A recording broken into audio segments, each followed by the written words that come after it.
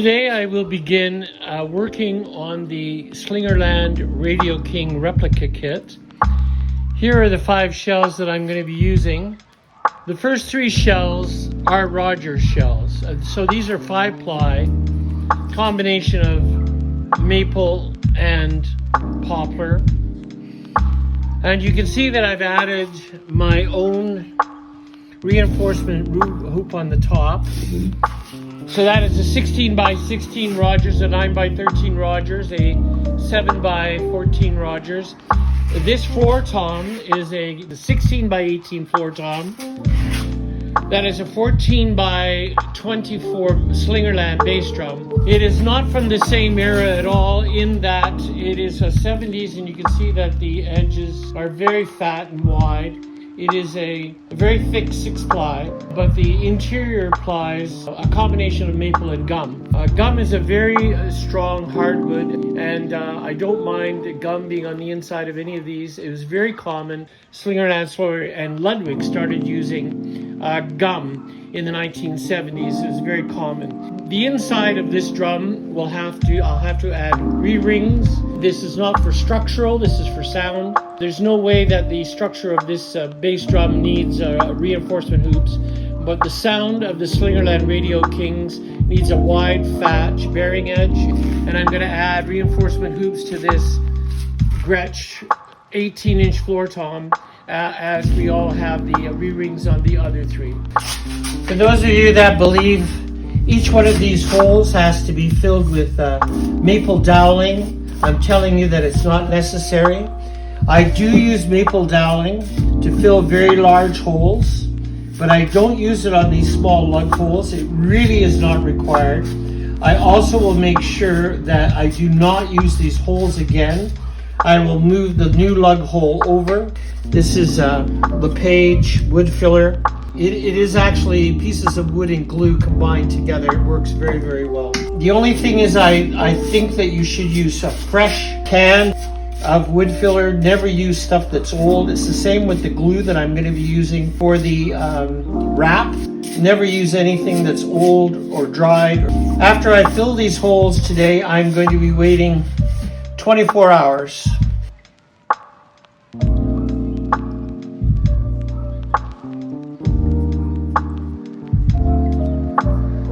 Both of these drums, this Gretsch floor tom and this Slingerland bass drum, will be adding another ply on the inside. The ply should be mahogany. I always buy a 10 mil paper-backed mahogany veneer for this job. I do have some here that is cherry, beautifully finished cherry for the inside. The grain is denser in the cherry. The harder the wood, the more projection. The lighter the wood or the heavier the grain, the less projection. So mahogany is the best for the old drums. And that's what I've used here. However, because I've got this very large, beautiful piece of cherry, I might just use it on the inside of this floor tom. You can see it's just exactly the right size. I don't have any mahogany at the moment. This is my assembly room and my parts room. And over here we have lots of old lugs, Ludwigs. I believe those are Premiers. I'm going to put the Slingerlands right here for now. Lots of rods. These are the re-hoops, by the way, that I'm going to be using. 8-ply, 1-inch thick re-hoops. All right, let's work on these Slingerland lugs.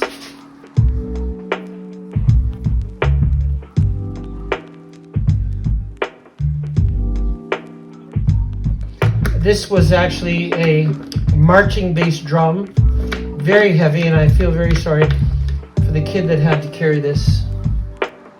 I'll get all of those off, then I will start working on the outside metal ply. So there are the lugs. They've all been removed. Here's the name of the high school. Looks like RADHS, Rad High School. So anybody out there who knows that high school, I've got your bass drum. Next thing I have to do is I have to get off this badge, Slingerland badge. I'm going to drill it out. I'll show you how to do that. And there's only one other thing on here. some kind of a clip on here. Trust me, that's not the brace for the strap, but this hole certainly had something to do with the strap, and so did that hole. They would have been big eye hooks, I'm sure, that was used to help hold this thing up.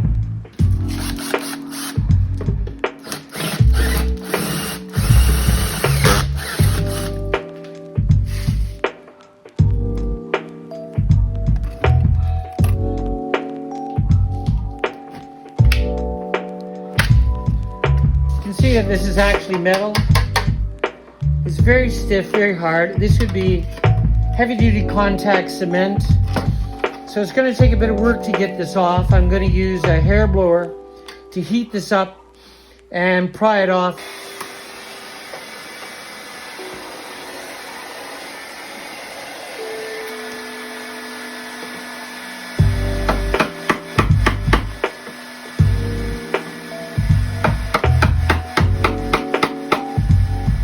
It's making some serious cuts, but once I sand it down and I fill all these holes with wood filler, I should be able to cover them all up. It won't be that bad, but I wish that wouldn't happen, but there's not much I can do. You can see that the mahogany is still sticking to the steel. The steel is very, very, very strong, as you can see, but I will be able to repair it, so I'm not too worried.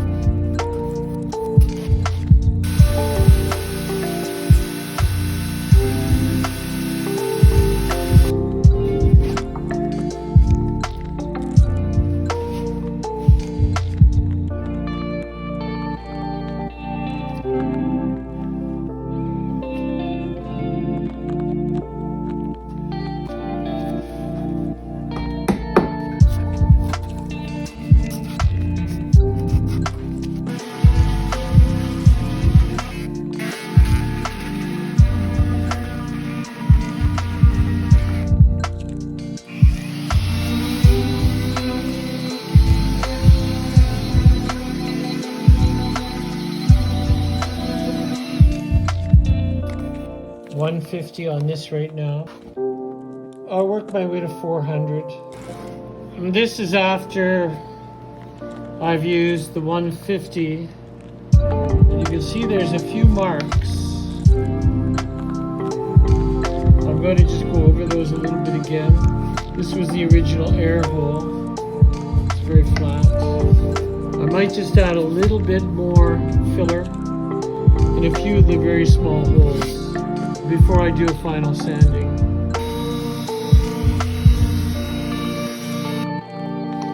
The first thing I want to do before I glue the wrap on this drum is to protect the edges and the inside of the shell.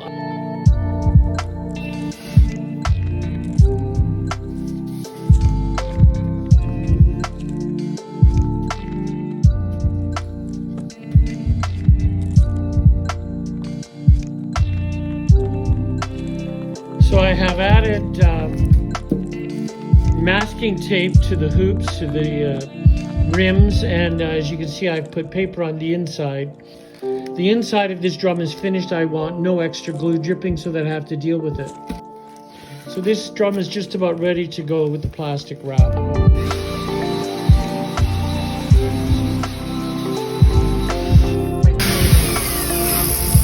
This is the 9x13. And that is the final sanding with 400 grit. And it's ready to be wrapped. I'm going to show you how I do that now. It's very important to know where the old lug holes are, because I want to make sure I don't use those again. I will wrap. The finish of the wrap will fall between the center between two lug holes. And the wrap seam will be the first place for the new lugs. So that's how I can tell. There's approximately 1/4 of an inch give. Not everybody wraps their drums exactly the same way. I'll show you what I do. The first thing I want to do is mark where the old lug holes were with a pencil, so that I know where the seam will fall when I'm finished wrapping this drum. My seam would fall here, which is here approximately. If my seam falls here and I put my first lug holes here, I know that I won't be using any of the old lug holes. To make sure this drum shell does not move, I clamp it to the table. I check for that 1/4 inch on both sides. Now it's very important when I wrap this drum that I maintain that 1/4 inch all the way around. I clamp it all the way around on both sides to make sure I've got that 1/4 inch. This wrap, by the way, comes with a film to protect the wrap on the outside. And you want to make sure that that film rather, stays on as long as possible. I put tape on the outside only because when I brush the glue on underneath, it's possible that some of the glue will flip up on top, and I do not want glue on the top of my wrap, even though it is covered with that plastic covering. I've also drawn a line across the top, so it shows me where I can start with my first glue.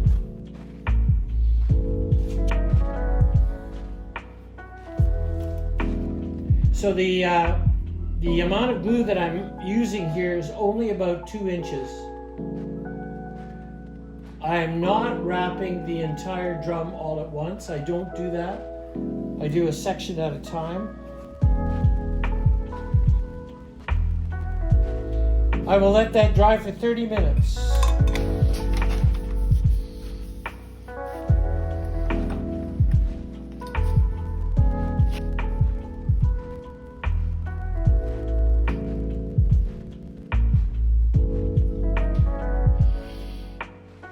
I always do my gluing a section at a time. That way I can control any looseness, any bubbles in the wrap. I keep it very, very firm, very tight.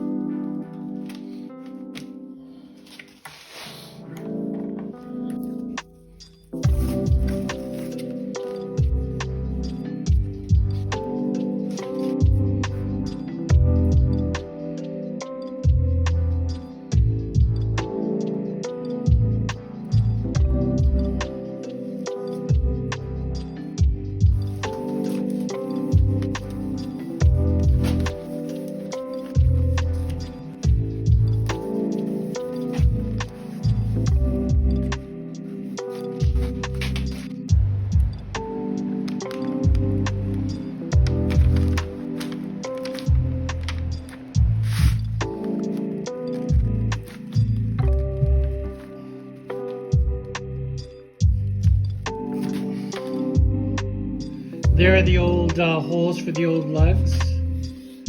So I want to make sure my seam comes in between.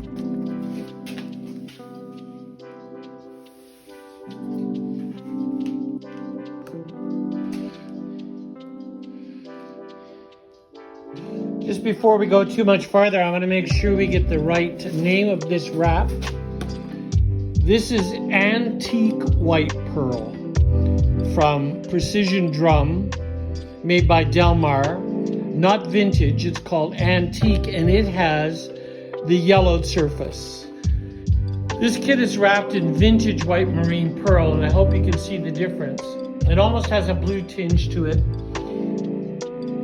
And this is what Ludwig used for their drums for the White Marine Pearl in the late 1960s, early 1970s.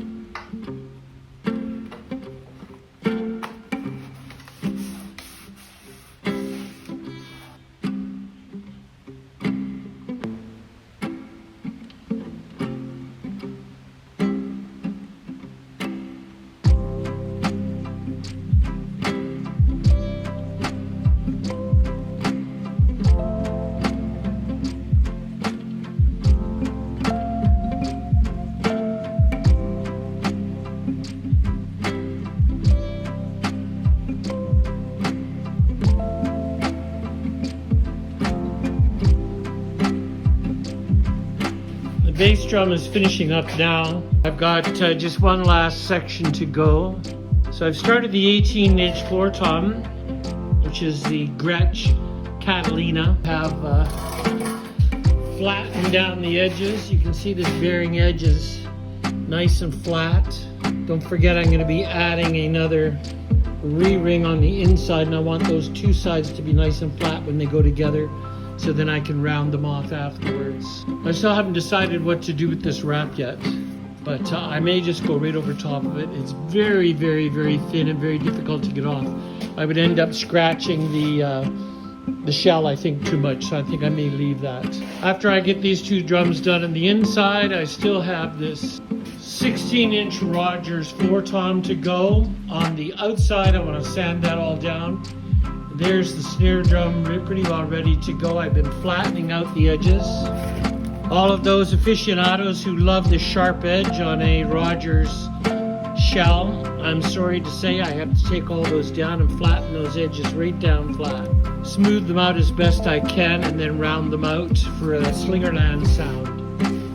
And there's the 13-inch just about ready to go.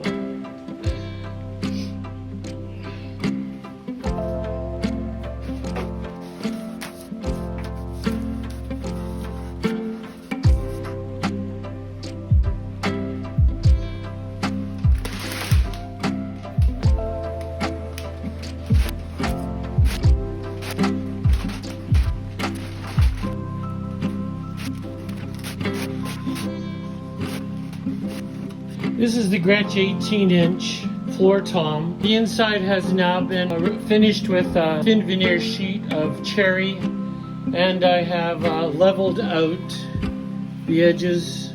I have also sanded the outside of the shell. The shell is covered with a paint, and I have sanded it down, although it doesn't look like it. It has been sanded, so it's quite rough. The new plastic wrap will be able to adhere to that very, very well once I wipe it down. The inside re-rings rather have to be put on, so I'm going to cut them and place them in.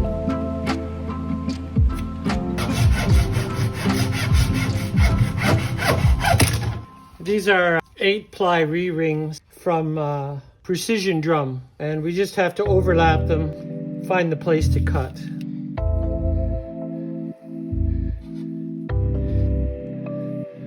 always good to cut off just a little bit more so when it fits in nice and tight.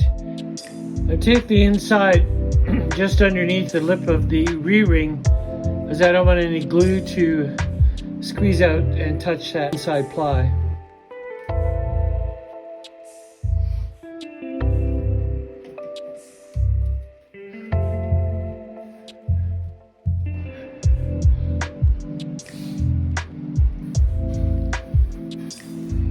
The bass drum now has a top re-ring in. I usually leave it 20 hours, sometimes 24, whenever I can get back to it. Over here, the re-rings have been put into the 18-inch floor tom and been sanded down.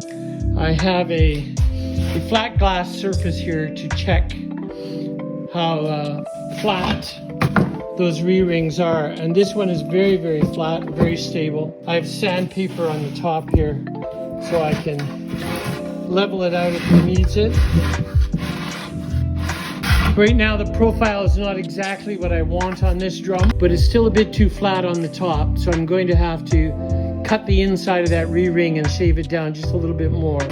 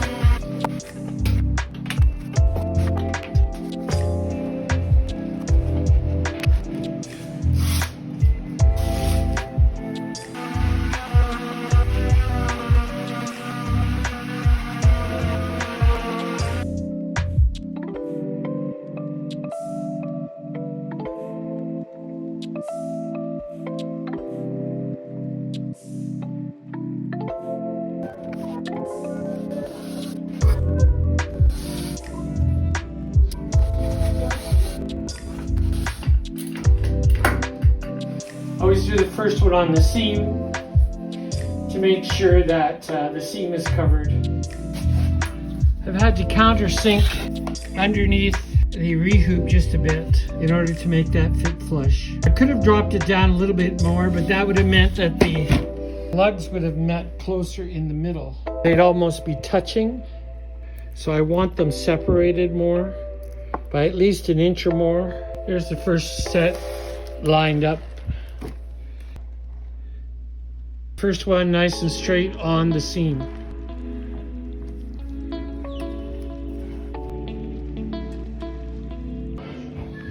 Okay, here is the 13-inch tom with the lugs taken off. You can see the damage on the inside.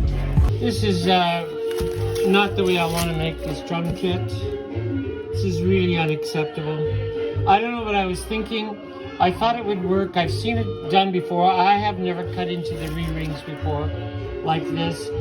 I should have backed it up another half an inch. Just give me a little bit more room for that washer. But this drum, unfortunately, is going to take a new spot. It will go up on the shelf in here. And there's no reason why I can't cut it down underneath that first lug hole on both ends and turn it into a snare drum. It'd be a 13-inch snare drum by 6 by 13. There's nothing wrong with that. It wouldn't have the re-rings, of course. But that's a good Rogers 5-ply shell. I've got some other ones that didn't work out very well. You can see up there. That bottom one didn't work out well. This one did work out well. I just needed the long lugs off of that. It was a Ludwig snare drum. Little Bubinga jazz kit that I'll be working on very soon. Just waiting for the Bubinga for the 12 and the 14-inch tom. 18-inch bass. My next project.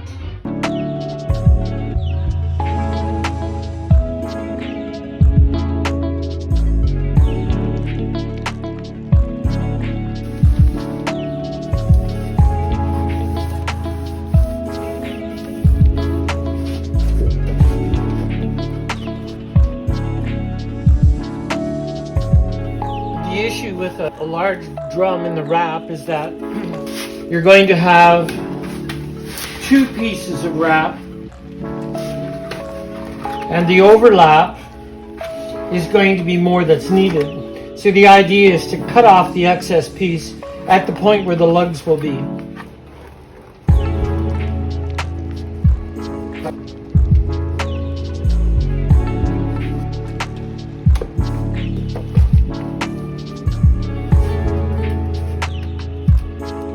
These two seams will now fall approximately right on the lug line. The location of the seams will always be on the underside of the drum.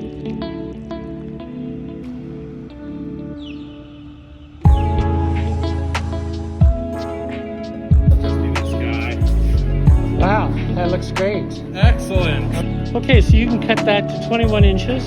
Yeah. And 6 of those. Of course. Excellent. Thanks a lot. Yeah, of course, not a problem.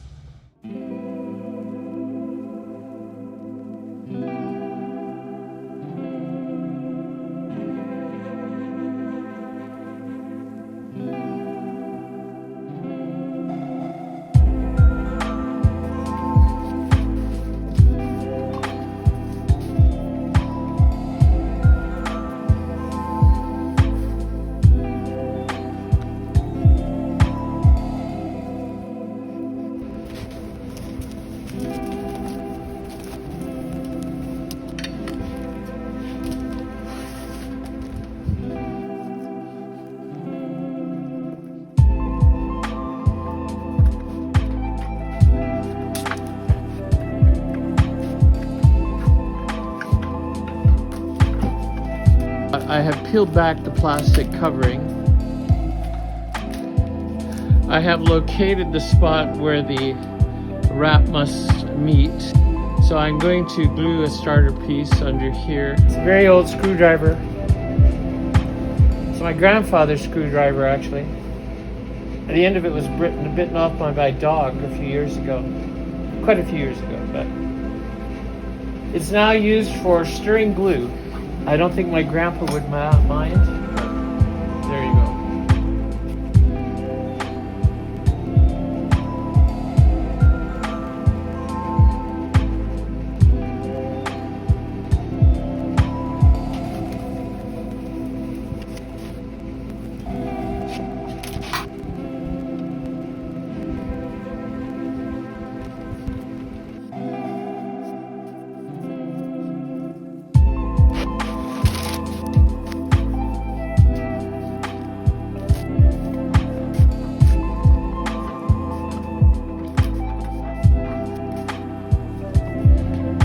The next thing to do is drill this out. No problem.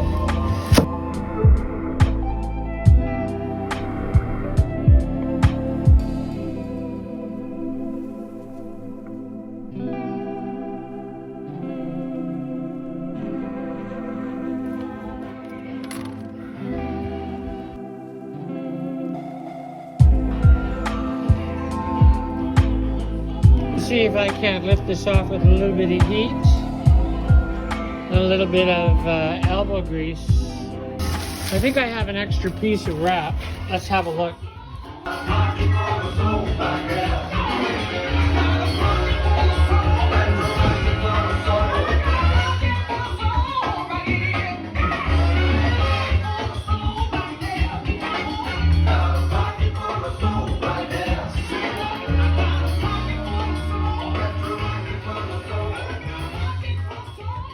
There's the 18-inch floor tom.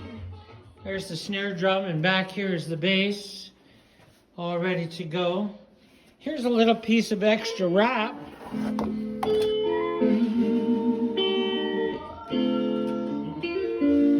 We'll see if it'll fit on the 13-inch.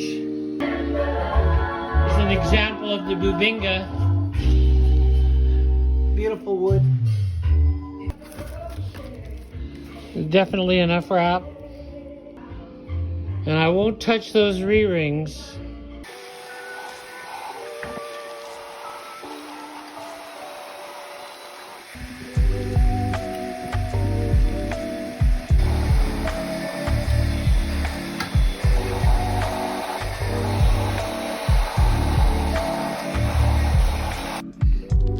This is definitely mahogany under here, but that's fine.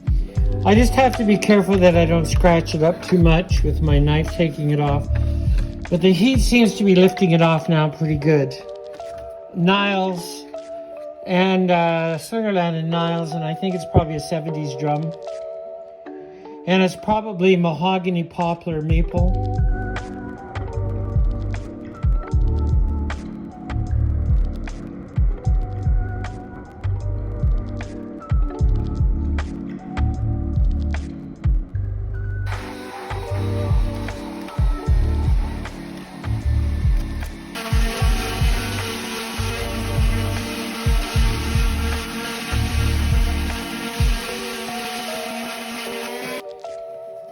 But all in all, this mahogany stood up quite well.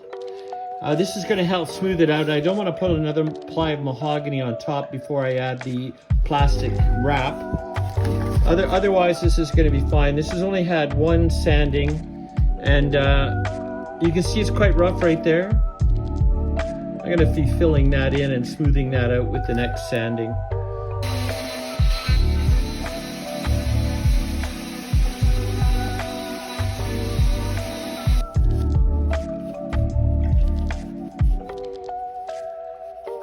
I'm not staining the hoops right now, these re-hoops, because I'm going to be sanding them a lot. Even though this Slingerland is not really pointy, it's quite rounded on the outside. After I put the wrap on, I'm going to be rounding it down even more.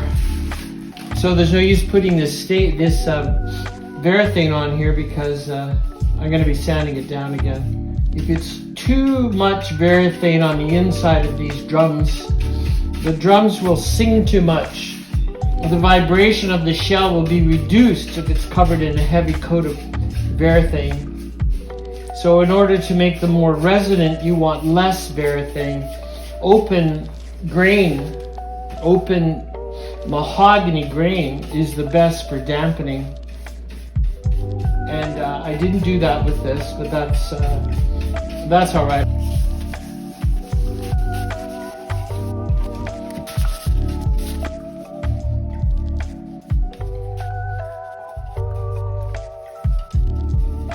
I have received my Bubinga for my other project with the jazz drums. I get all my Bubinga from JSO Wood Products out of Louisville, Kentucky. This is enough waterfall Bubinga for 2 drums. This is 200 American dollars worth. Plus the exchange, of course, plus shipping, plus import duty at the border. But I'm always very pleased with these guys. What I have to do before I use it, of course, is turn it inside out and get it stretched the other way because this is an outside ply, of course. I'm just going to let that Bubinga stretch back the other way for a little while on that board. I have it on a board.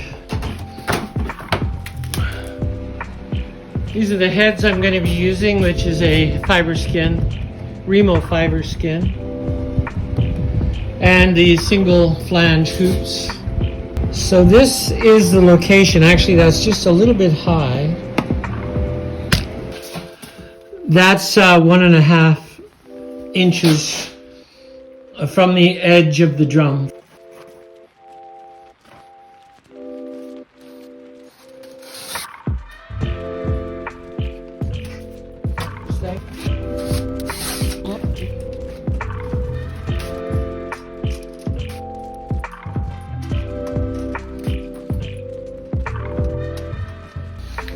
went with brass clips at the top. These single flange hoops because floor tom leg brackets that I'm going to use are brass, and that'll complement these clips.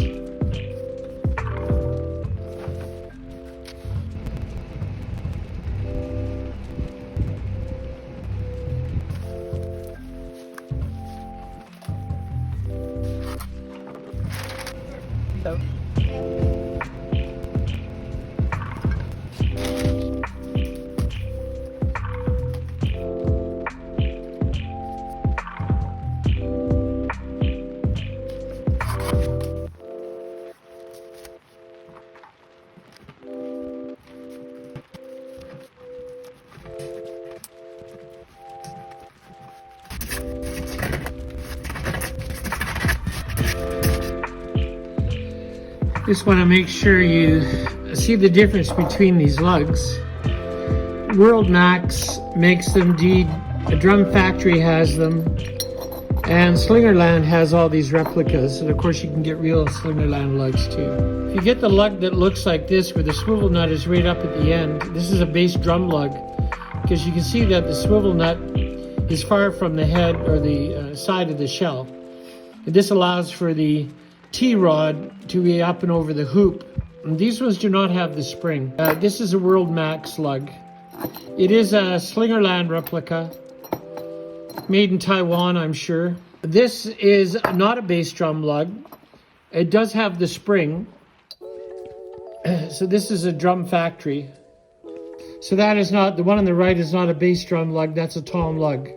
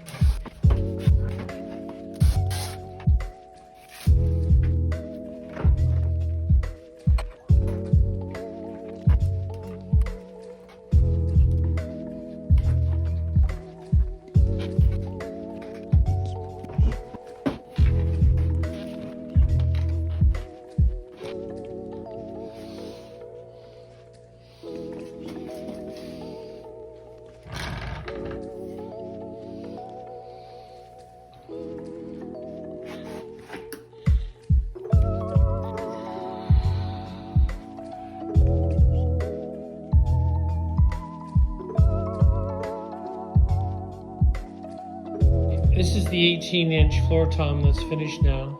I'm using original Slingerland Radio King mufflers in all of them. Unfortunately for this 18-inch, I couldn't get the single flange hoops that I'm using on the 16-inch floor tom. The no flange hoops, of course, are more like the originals anyway. You can see the legs are on there, from Cherry Hill, John from Cherry Hill Drums. I have my badge on there.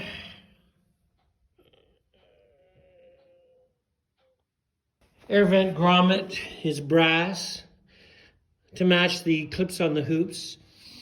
And there is the original tone control Slingerland tone control.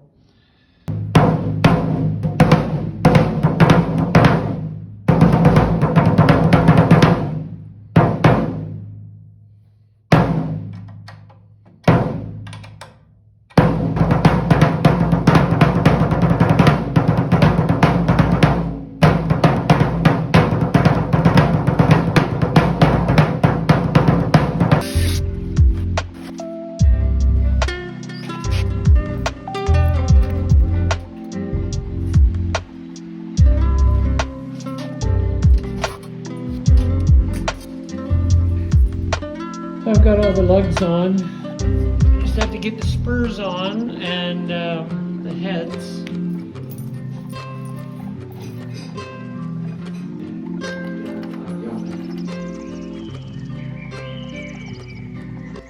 very close. They're looking very nice.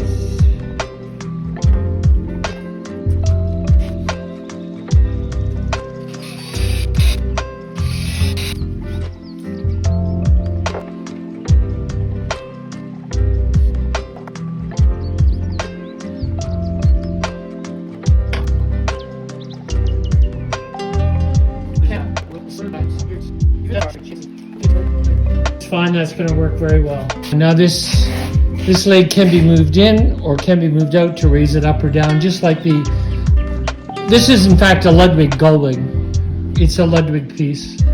So I think that's going to work really well.